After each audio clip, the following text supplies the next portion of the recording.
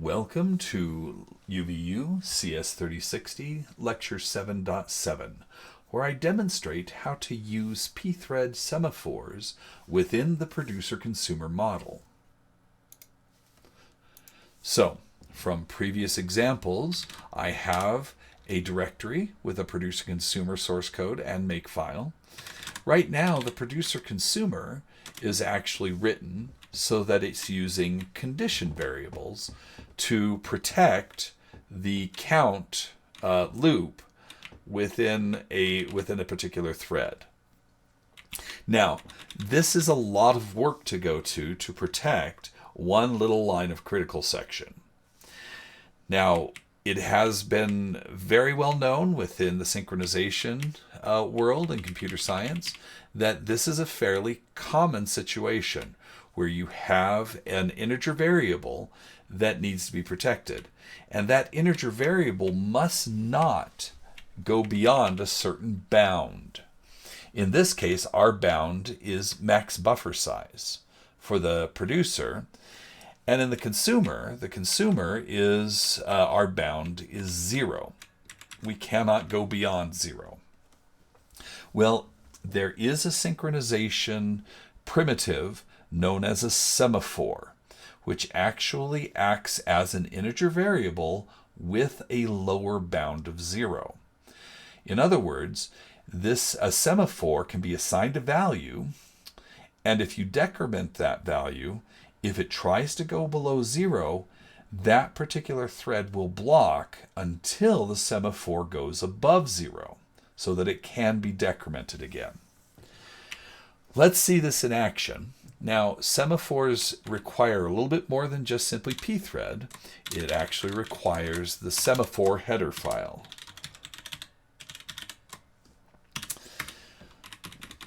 And for the particular semaphore, we're going to find that the semaphore actually replaces all of this, the mutex and the condition variables.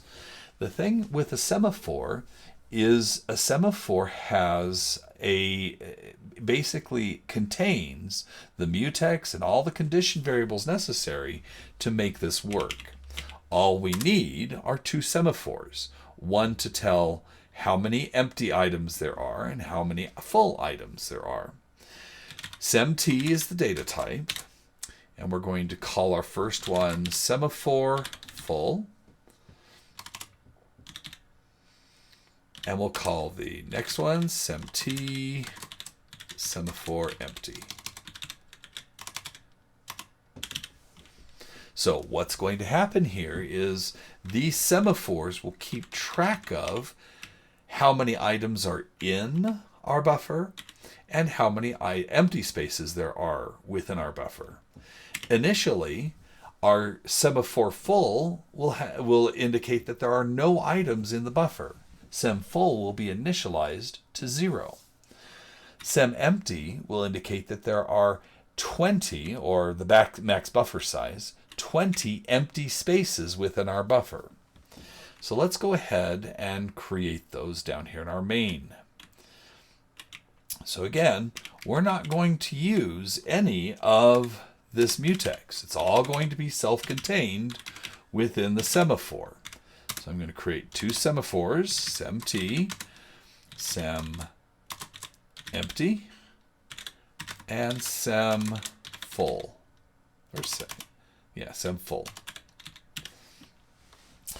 In order for these to work, I need to initialize them. I was initializing my mutex and condition variables, assigning it a default value. But in order to initialize my semaphores, I need to call the semaphore init function. And semaphore init takes 3 parameters. The first parameter is a reference to the semaphore. The second parameter indicates whether this is going to be shared between threads or between processes. So you can actually use semaphores between processes. When you create a new process, you can use semaphores between those. Another way of sharing data and sending messages between threads, or between processes. In our case, we're just simply going to do it between threads, so we set it to 0. Now we need to indicate how many, or what value to initialize the semaphore to. How many empty items are in our buffer? Well, initially, max buffer size items. Then I go ahead and do seminit, reference to my full. It's interthread, and there are initially 0 items inside my buffer. Again, I am not going to use mutexes or condition variables. I just simply want to prod data semEmpty is a reference to semEmpty, and prod data semFull is a reference to semFull. We'll copy those down here and change the name and comment out all this mutex business.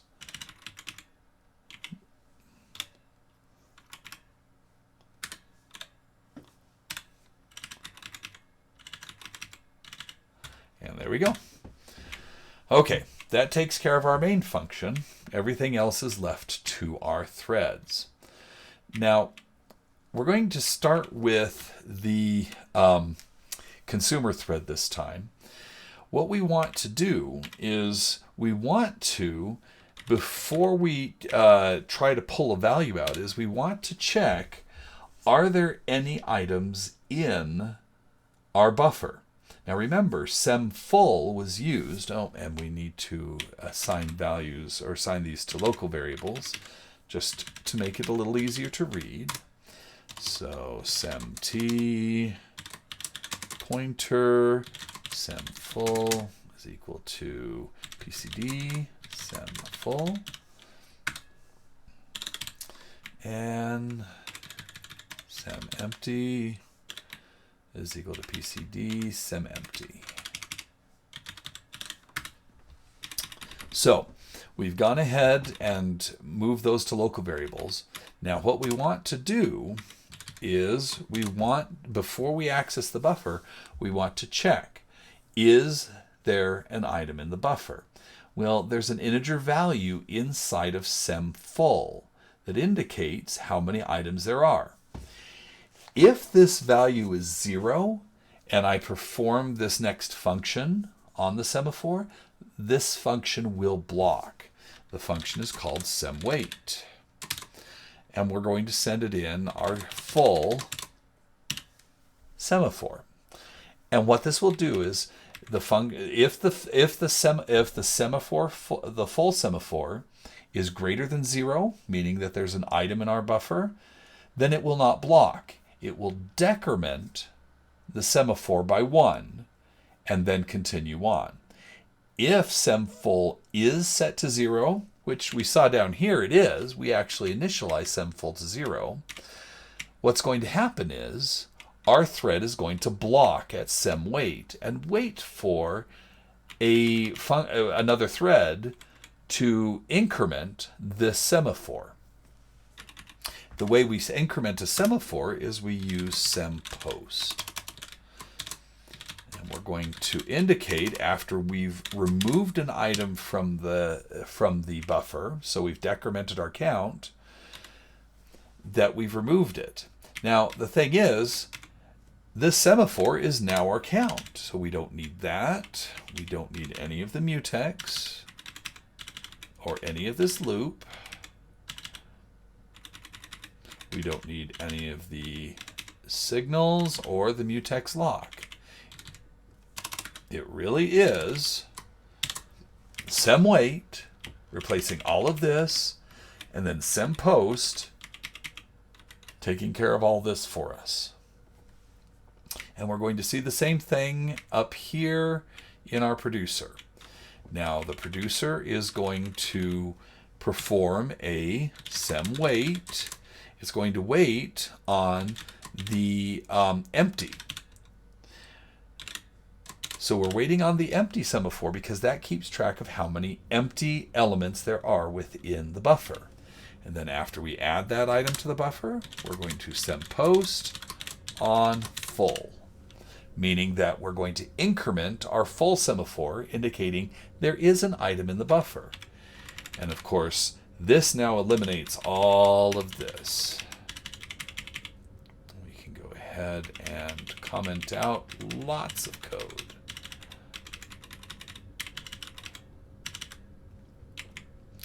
So now it's just the semaphores, and we can go ahead and we need to, of course, get rid of those and perform declare a local variable, sem full is equal to ppd sem full, and sem empty is equal to ppd sem empty. Let's see how many errors I introduced to my code. And kind of knew this was going to happen eventually. So there's still, we still have to do the same thing down here. So remember, this is where we add our exit value, but it's very simple. We just simply use these same lines. We wait on empty before we add the item to the buffer, and then we post to full once the item's in the buffer. And everything else we can comment out. We'll delete this code in a bit. I want you to see the difference.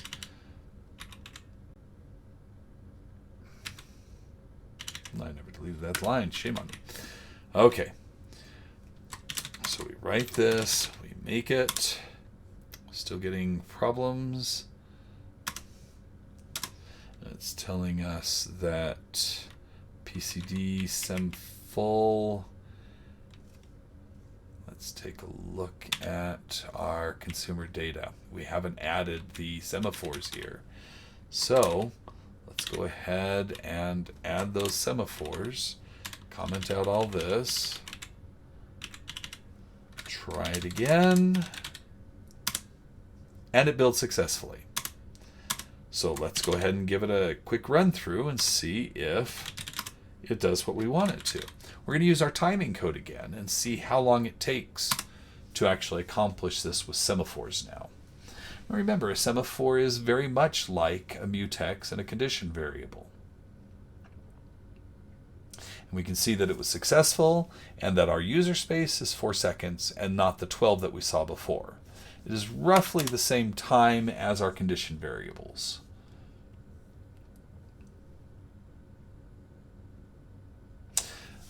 So semaphores in this particular case, and we can see here we got some excellent times. So the key to a semaphore is a semaphore has an integer value inside its structure.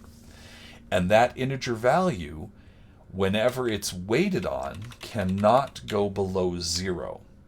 If the semaphore value is 0 when a wait is performed, wait will block. And it will block until another thread performs a post on that semaphore. So we have, let's go ahead and delete some of this commented code and see what we have left. So our data structures only have semaphores. Our thread function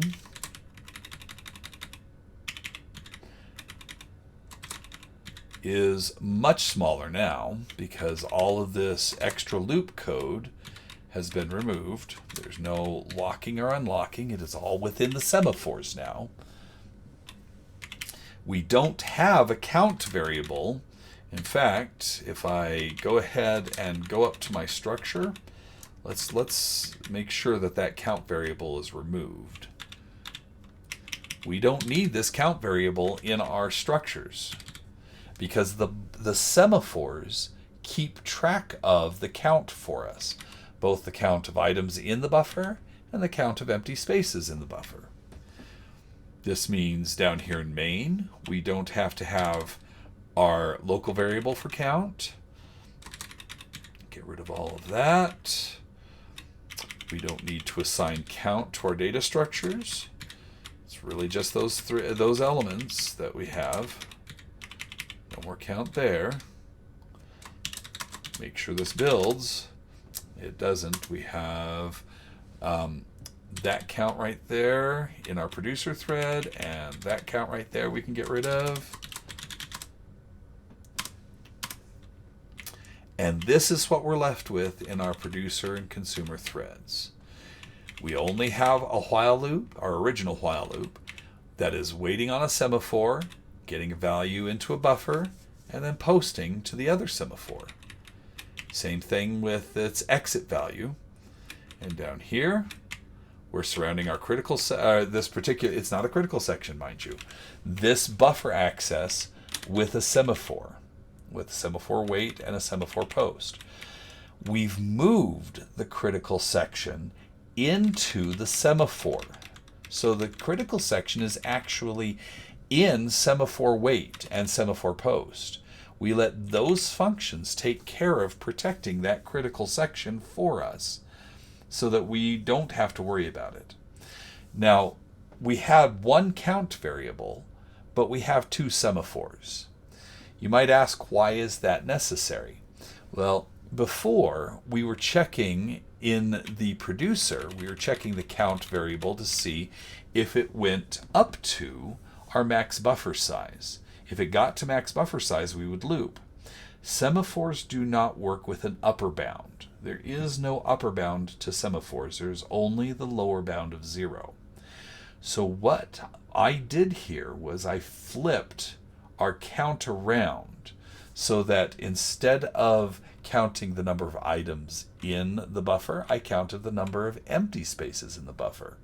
Because when the number of empty spaces gets down to 0, I want my producer to stop and wait for a new empty space to be opened up. So in this case, I flipped that around, and you will have to do that in lots of cases if you're using an integer variable for an upper bound. If you change to semaphores, you'll need to flip those around and use it as a lower bound. So one more time, let's make sure this runs. Let's make sure it builds. Yep, it's up to date. And run it. And in about 10 seconds, we should have printed out 5 million numbers successfully between two threads. This brings us to the end of UVU CS3060 Lecture 7.7, where I demonstrate how to use semaphores within the pthreads library.